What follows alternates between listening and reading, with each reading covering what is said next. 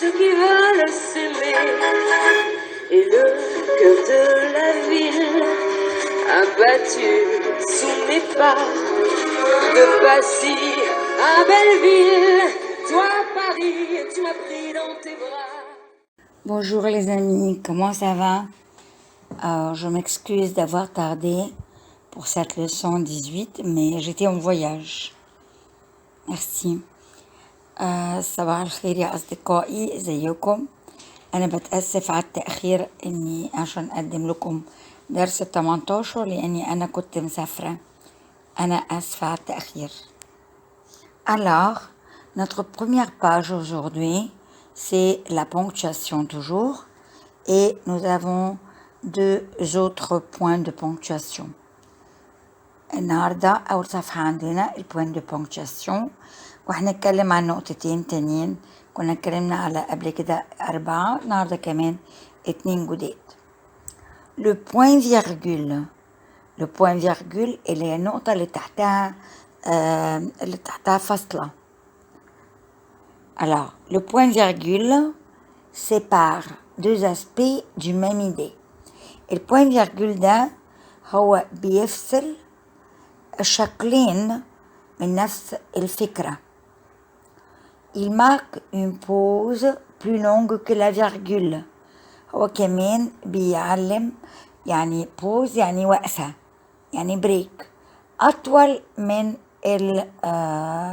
الفيرجول اللي هي الفاصلة، أطول شوية من الفاصلة. Exemple, le chien s'éveilla en sursaut. Il dressa l'oreille. يعني الفكرة عندنا هنا إنه الكلب صحي en sursaut يعني اتفزع. أوكي؟ Il dressa l'oreille وراح على طول موقف ودانه. بمعنى كده الكناية عن إيه؟ إن هو سمع دوشة مثلا برا في الشارع، على باب العمارة، على باب البيت، جوه البيت. المهم سمع دوشة فراح صاحي مفزوع. و انتوا عارفين الكلاب لما بتتفزع عشان تسمع كويس بتوقف كده ودانها، عشان عاملة زي الاريال، بتقدر تعرف اتجاهات الصوت والكلام ده كله.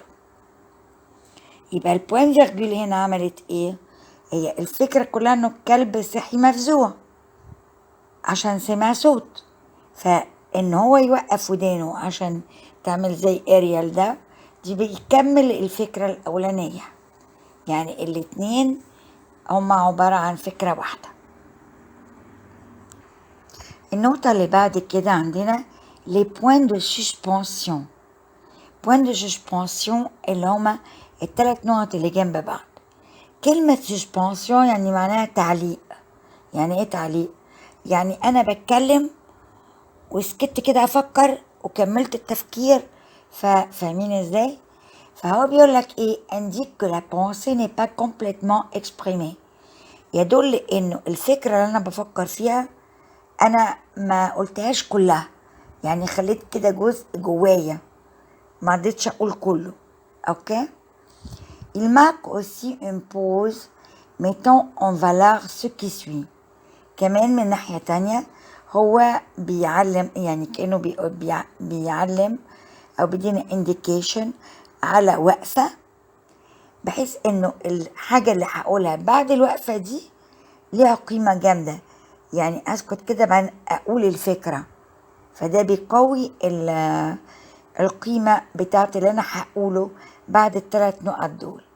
اسمهم 3 يعني 3. هم اسمهم عامة 3 point de suspension اللي هم العلامات الثلاثة دول. يعني لما بتحطوا حتى 4 الكمبيوتر بيديكم انه في غلط، هما 3 بس اللي بيتكتبوا. D'accord? Exemple, cette absence me paraît surprenante. يعني الغيبة دي بتاعته أو بتاعتها، غابت ده غير عوايدها، فبالنسبة لي يعني ظاهرة حاجة يعني غريبة، حاجة تاخد الواحد، يعني في مشكلة، في حاجة مش عوايدها انها تغيب. D'accord? Bon, alors nous continuons. Comme d'habitude, vous avez le link en bas pour pouvoir reprendre les vidéos que vous avez manquées. كالمعتاد أنا بفكركم إن احنا عندنا هنا اللينك بتاع القناة عشان إن انتم تسترجعوا تاني الفيديوهات اللي ضيعتوها أو يعني اللي ما عملتوهاش كويس أو كده اللي فاتتكم. D'accord.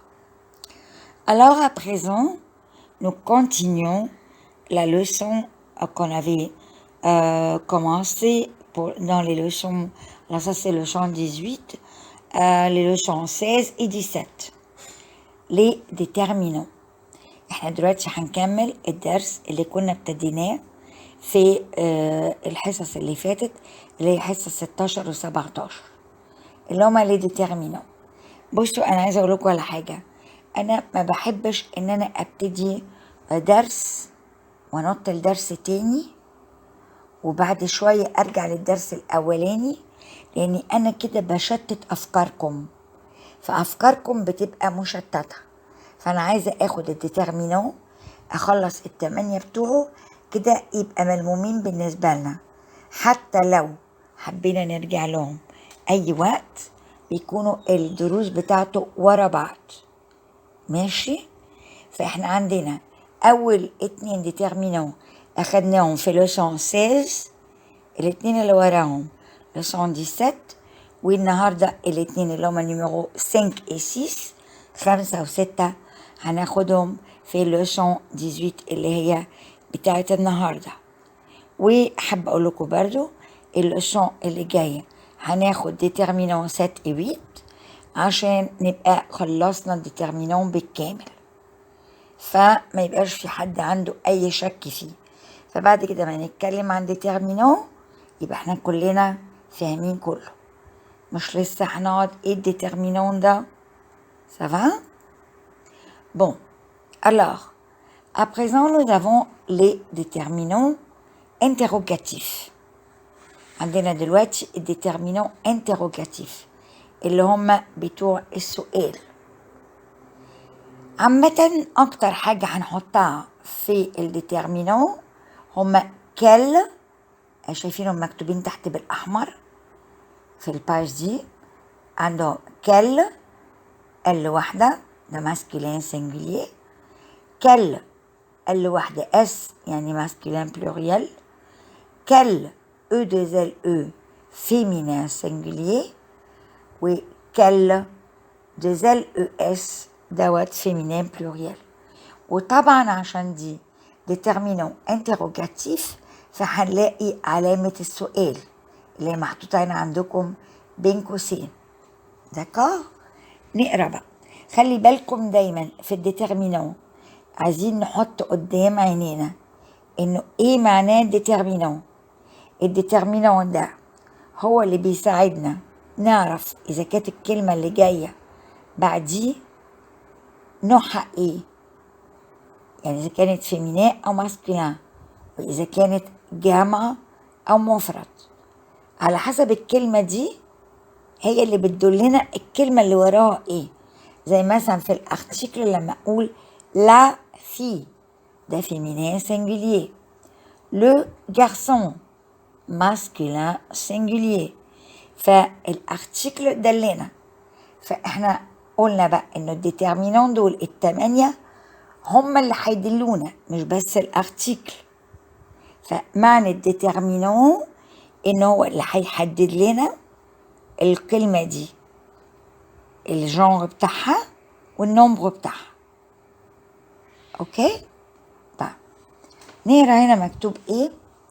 Le déterminant interrogatif est un type de déterminant utilisé pour formuler une question.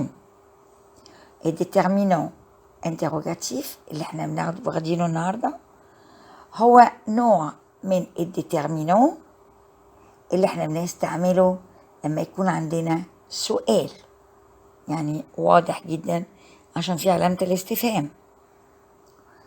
يعني مثلا quel et combien de، كل يعني إذا كان مذكر ولا مؤنث. combien de يعني إذا كان مفرد أو جمع. sont des déterminants interrogatifs. طب احنا عندنا هنا ايه هما الديترمينون انتروجاتيف اللي هما الأربعة اللي تحت عامة يعني أكتر حاجة بنستعملها. Le déterminant interrogatif est une sorte de déterminant employé lorsqu'on souhaite poser une question à propos du nom qu'il introduit.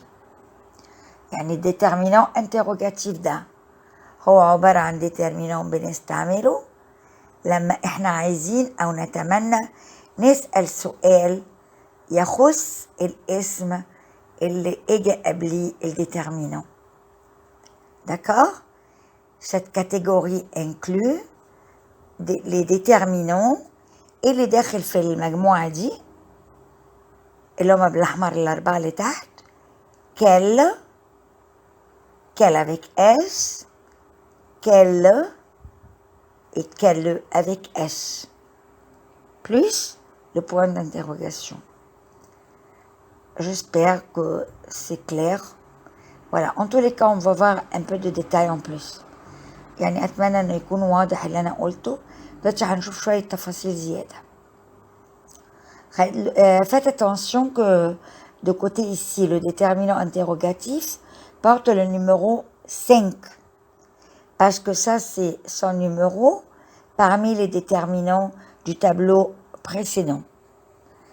خلوا بالكم ان الديترمينون انتروجاتيف قدامه رقم 5 دوت لانه هو ده رقم 5 في التابلو اللي هو كنا احنا شفناه من شويه بتاع الديترمينون ده.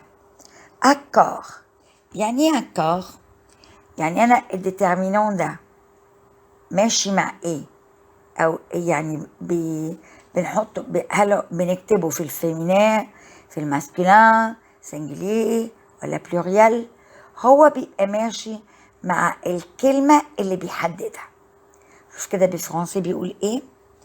comme tous les déterminants زي اي déterminant تاني le déterminant interrogatif s'accorde avec le nom qu'il détermine. الديترمينون انتروجاتيف اللي بتاع السؤال هو بيبقى متماشي مع الكلمة اللي بيحددها. اكزامبل أنا بقول un devoir يعني واجب. quel devoir as-tu fait؟ إني واجب عملته. طيب أنا بقول إيه؟ إنه واجب ماسكولين سنجولير يبقى هكتبه الواحدة.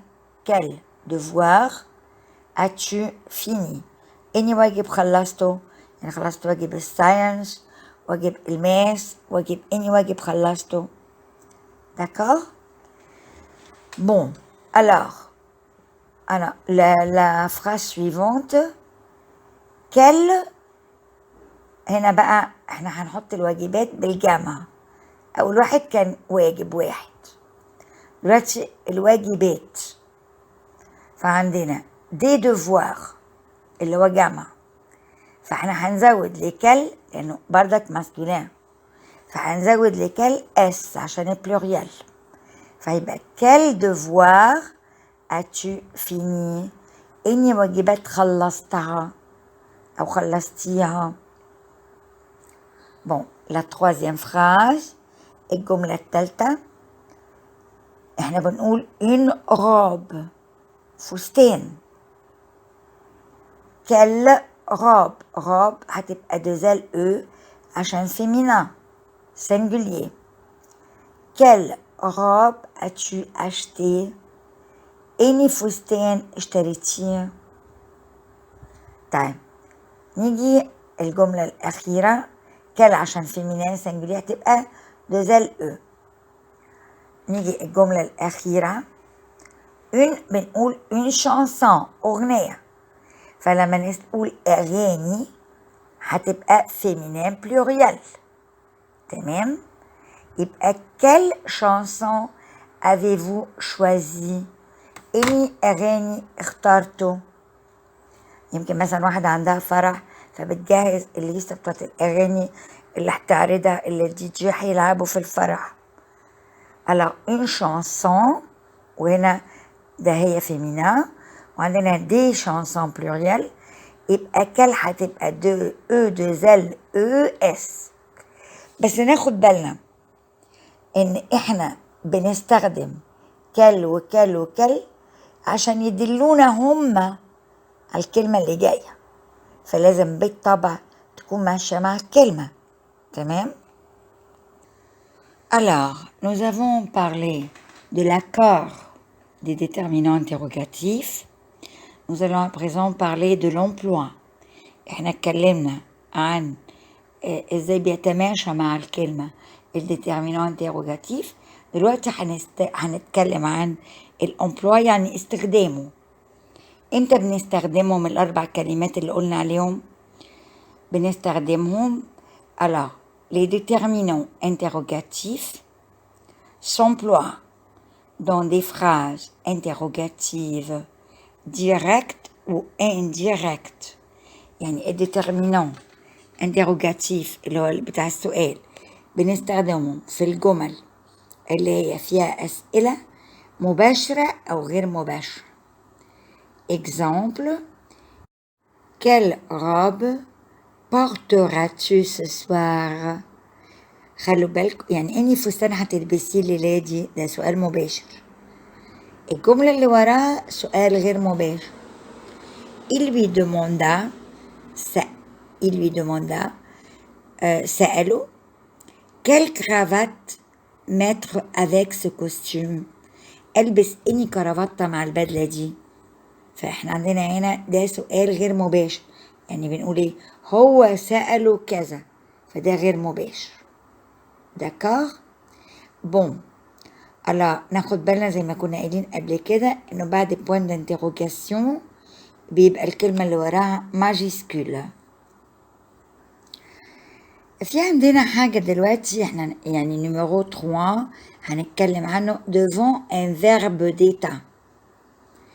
un verbe d'état دي احنا لسه ما اتكلمناش عنها. verbe d'état اللي هما الأفعال بتوع الحالات. يعني ايه لما اقول باين عليه تعبان، هو تعبان، شكله تعبان، دي اللي هما الفيربات بتوع الحالات. هناخدهم قدام بالتفصيل اكتر، لكن اغلب الفيربات اللي هي حاليا اللي قدامكم هما فيرب اتر. داكور؟ ده فبيقول لك ايه بقى؟ placer devant un verbe d'état le déterminant interrogatif et attribut du sujet. لما يكون الديترمينان انتروجاتيف محطوط قدام فيرب ديتا زي مثلا فيرب اتر، يبقى هو attribut du sujet، اسمه كده attribut du sujet et s'accorde alors avec le nom dont il est attribué. وطبعا بيمشي مع الاسم اللي هو بيوصفه attribut لي. Exemple: quelle est votre fonction dans cet établissement؟ يعني ايه هي وظيفتك او شغلتك في المبنى ده؟ يعني انت ايه؟ مدير، غفير، فراش، شغلتك ايه؟ فونكسيون، شغلك يعني function. اوكي؟ طب fonction féminin، une fonction féminin singulier، يبقى كل هتبقى كل دوزل او. quelle est votre fonction؟ لأنه بين الكل والفونكسيون في فيرب être. طيب الإكزامبل اللي وراها احنا بنقول une activité. activité يعني نشاط. quelles sont vos activités principales؟ ايه هم الأنشطة بتوعك الأساسية الرئيسية؟ اوكي؟ فبنقول une activité وهنا عندنا pluriel vos activités، يبقى QUE 2LES ما ننساش. داكور؟ 2LES ES. Alors, comme ça, on a terminé les déterminants interrogatifs. احنا خلصنا déterminants interrogatifs. Et nous allons commencer à présent les déterminants exclamatifs. هنبتدي دلوقتي الديترمينون exclamatif اللي هم بتوع التعجب.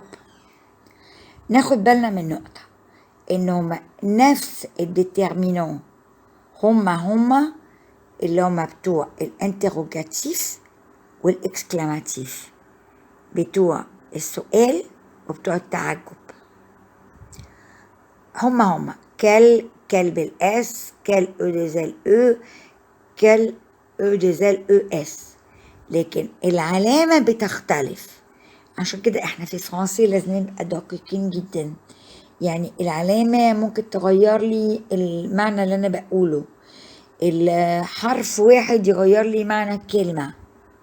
فهنا انا بستعمل نفس الديترمينون، لكن بالاخر بحط الشرطة اللي تحتها نقطة اللي هي احنا قلنا عليها اسمها point d'exclamation. قلناها قبل كده من درسين 3 قبل كده. داكار؟ طيب بصوا بقى، cette catégorie المجموعة دي inclut les déterminants فيها any déterminant كال زائد علامة الاكسكلاماسيون، le point d'exclamation. مالهم دول؟ utilisés dans les phrases exclamatives، بنستعملهم في جمل التعجب. طيب أول حاجة هناخدها هنا الأكار زي ما خدنا في الديترمينون انتروجاتيف.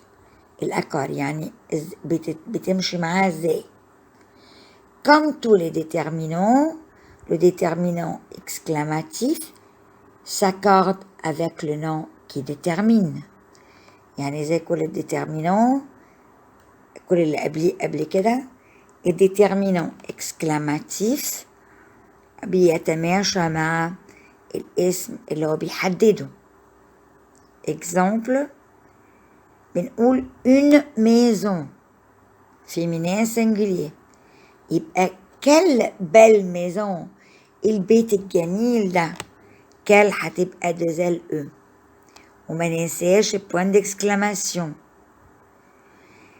quel beau château، ايه القصور الجميلة دي، بنقول un château masculin، وهنا كمان beau château pluriel واخدة اكس يبقى pluriel، يبقى quel هتبقى masculin pluriel QUELS، quel beau château. خليك يا جماعة، أنا عايزة بس أذكركم حاجة أنا قلتها قبل كده وبقولها لكم تاني. الفرنسي لغة بتاعت موسيقى، يعني أنت وبتتكلم فرنسي بتغني، واللحن اللي أنت بتعمله بصوتك ده هو اللي بيساهم إذا كنت أنت بتسأل سؤال ولا بتقول تعجب ولا بتعمل إيه. يعني أنا لما أقول إيه، أنا لما أجي أقول مثلا إيه كلب الغاب، فاهمة إزاي؟ أنا بتعجب، يعني أنا بقول حاجة حلوة فبتعجب فيها. أنا عندي هنا أما أكون أنا بسأل سؤال مثلا اللغة بتاعتي كلب غاب، حتى لو واحد ما بيفهمش فرنسي هيبقى فاهم ان انا بتعجب في حاجة او مش عارف ايه او مش فاهم، لكن عارف انه صوتي ده صوت تعجب. اما اجي انا اسأل سؤال اوي مونكاييه، الموسيقى بتاعت صوتي تدل ان انا بسأل سؤال. فناخد بالنا انه في فرنسي لازم نعمل موسيقى في صوتنا عشان نظهر احنا بنتكلم بنقول ايه. كمان انا ما اكون متنرفزه غير ما انا اكون مثلا قاعده بحب في بنتي مثلا ولا في مامتي ولا في جوزي ولا whatever. تمام؟ فالصوت نبرة الصوت عليها رق كبير جدا في فرنسي. داكار؟ عشان ايه نبقى برضو فاهمين. سافا؟ très bien. نيجي دلوقتي عندنا الامبلوا. امتى بنستخدم الديترمينant exclamatif؟ Les déterminants exclamatifs s'emploient dans des phrases exclamatives directes ou indirectes. بنستخدمهم لما بيبقى عندنا جمل تعجب مباشرة أو غير مباشرة. مباشرة زي إيه؟ exemple: quelle belle robe! إيه الفستان الجميل ده. غير مباشرة: j'imagine quelle déception tu as dû ressentir. أنا بكلم صاحبتي جت قالت لي مثلا إن المدير بدل ما يديني علاوة نزل من مرتبي، فأنا بقول لا أنا متخيلة يعني الشكة أو الكبسة، مش عارفة أقول لك ديسبسيون يعني يعني خيبة أمل، خيبة الأمل اللي أنت حسيتيها. أوكي؟ فكال ديسبسيون دي هنا فيها تعجب. طب مش مشكلة التعجب إنه يكون حلو بس، لازم يكون حلو أو وحش، ده تعجب. أنا متعجبة قد إيه، أكيد أنت يعني اتقهرتي. D'accord? دوت الأمبلوا. Alors, à présent, nous avons notre troisième partie. تالت جزء عندنا في الديترمينant exclamatif devant un verbe d'état. تاني قدام verbe d'état، verbe بتاع الأحوال. يعني زي ما قلت لكم في الأول في الانتروجاسيون verbe être طبعا أكيد، وده اللي في المرحلة دلوقتي عندكم. قدام شوية هنلاقي فيربات تانية زي paraître، يظهر، يبان، كأنه، كل دي verbe d'état. Placer devant un verbe d'état لما يكون محطوط قدام يعني الديترمينant exclamatif، لما يجي قبل verbe d'état زي verbe être. Le déterminant exclamatif est attribut du sujet. هو بيوصف السوجي. Il s'accorde alors avec le nom dont il est attribut. وفي الحالة دي هو بيمشي مع الاسم اللي بيوصفه. يعني لو كان فيمينيه هو كمان هيبقى فيمينيه، لو بلوريال هيبقى بلوريال، لو ماسكولين ماسكولين، سنجولير سنجولير، زي ما هيكون الاسم. Exemple: quelle fut sa colère quand il vit l'état de sa voiture. واحد مثلا رموا طوبة على عربيته، كسروا له البارابريز، كسروا له حاجة، أو خبط، عمل حادثة باظت العربية. فالإكزامبل بيقول إيه؟ quelle fut sa colère، قد إيه كانت الغضب بتاعه quand il vit، لما شاف l'état de sa voiture، حالة عربيته. Alors, à présent, nous avons terminé les déterminants d'aujourd'hui. احنا خلصنا الديترمينون بتوع النهارده. Nous avons aujourd'hui une petite conversation. عندنا النهارده conversation صغيرة، يعني مناقشة. فين بقى؟ أنا دايما قلت لكم هعمل لكم حاجات من الحقيقة، يعني من الحاجات اللي ممكن تقابلوها في يومكم، يعني في اليوم العادي. فالديسكسيون أو الكونفرساسيون النهارده هتكون chez le boulanger. بولانجي يعني مين؟ الخباز بتاع العيش. عارفين في خبازين بيعملوا عيش بس، في بيعملوا جاتو، بيعملوا باتيه، كرواسون، فالخبازين دول. اوكي؟ فواحد رايح عند الخباز يشتري حاجات. دي الكونفرساسيون بتاعتنا. ممكن قوي تخشوا عند خباز، طبعا مش في مصر، بس لو كنتوا بتزوروا اي بلد تانية. alors chez le boulanger. الامبلويي ده الموظف بتاع المحل او البياع اللي في المحل، طبعا لانه مش هيشتري من الخباز نفسه، خباز جوه بيعمل العيش او الكرواسون او whatever. فالموظف اللي بيبيع بيكلم الزبون. كليون يعني زبون. employé: bonjour monsieur. صباح الخير يا استاذ. client زبون: bonjour, je voudrais s'il vous plaît أنا عايز لو سمحت 3 croissants au beurre. C'est pour combien là؟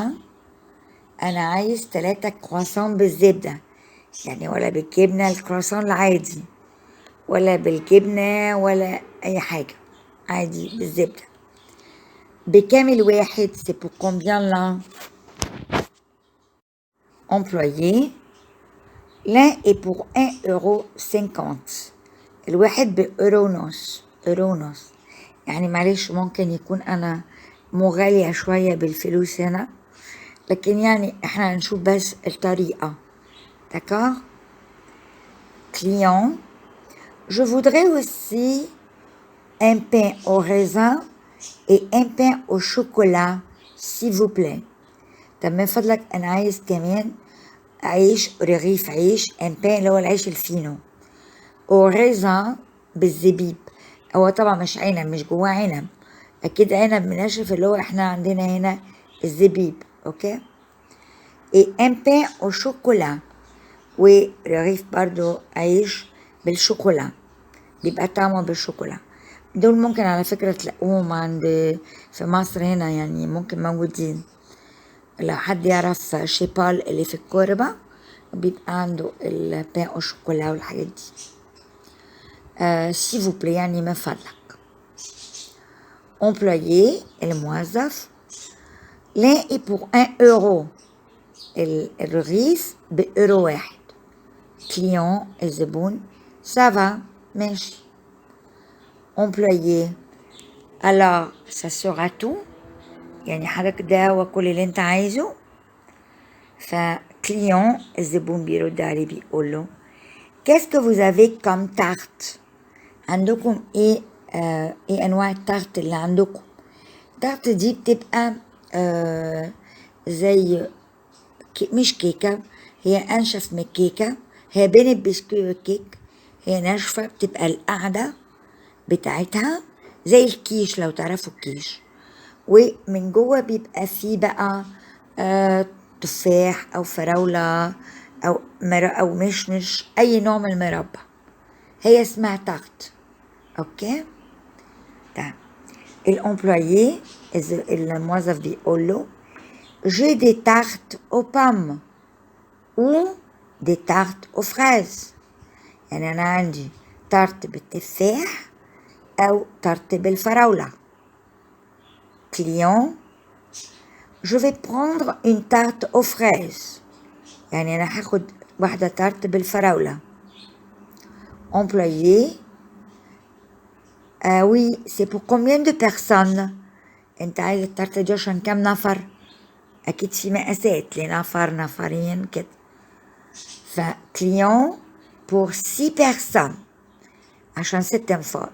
خدوا بالكم أنا قلتلكم قبل كده الرمارك دي، احنا قلنا انه بنقول 6 8 و10، لكن لما بتيجي كلمة بعدهم ما بننتهش اخر حرف، فانا بقول 6 personnes 8 personnes 10 personnes، ما بقولش 6 personnes 8 personnes 10 personnes. ناخد بالنا. d'accord. alors on continue. employé. la tarte est pour 5 €. التارت تمنها 5 €. client. parfait. alors le total c'est combien؟ هايل ماشي هايل. الإجمالي كام بقى من فضلك؟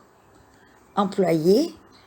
ça fait au total 11,50 €. كله 11,50 €. client. voilà 20 €. هم 20 €. est-ce que vous avez du change؟ هل عندك فكة؟ change فكة. employé. oui bien sûr monsieur، طبعا يا أستاذ. voilà le reste، أهو الباقي. 8,50 €. خلوا بالكم أنا ما قلتش 8 €، 8,50 €. الباقي 8,50 €. باقي 20 €. client. merci. employé. Merci à vous, monsieur, et au revoir. شكرا لك انت يا استاذ و au revoir يعني اشوف حضرتك تاني. client, bonne journée, نهارك سعيد. Alors, moi aussi, j'ai terminé la leçon pour aujourd'hui. أنا كمان خلصت درس النهاردة. Mille merci pour votre attention. ألف شكر لحسن استماعكم. Et s'il vous plaît, veuillez vous abonner à ma chaîne. يا ريت من فضلكم لو تشتركوا في القناة بتاعتي. Mille merci. ألف شكر. Et à la prochaine. إلى المرة القادمة. Au revoir. Il y a toujours du bonheur dans l'air pour ceux qui veulent s'aimer. Et le cœur de la ville abattu sous mes pas. De Passy à Belleville, toi Paris, tu m'as pris dans tes bras.